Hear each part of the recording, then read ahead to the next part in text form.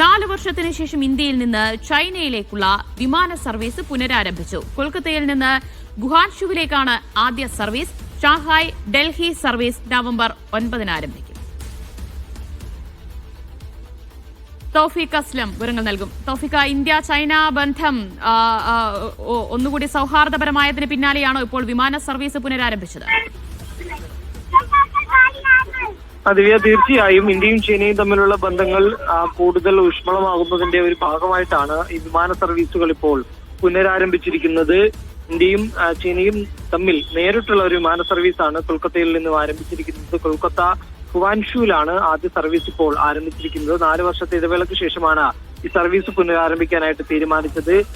അതോടൊപ്പം തന്നെ ഡൽഹിയിൽ നിന്നും നേരിട്ടുള്ള ഒരു വിമാന സർവീസ് കൂടി ആലോചിക്കുന്നുണ്ട്. അത് നവംബർ അവസാനത്തോടു കൂടി ഉണ്ടാകുമെന്നാണ് ലഭിക്കുന്ന വിവരങ്ങൾ. നവംബർ 9 സർവീസ് ആരംഭിക്കുമെന്ന് അറിയിച്ചിട്ടുണ്ട്.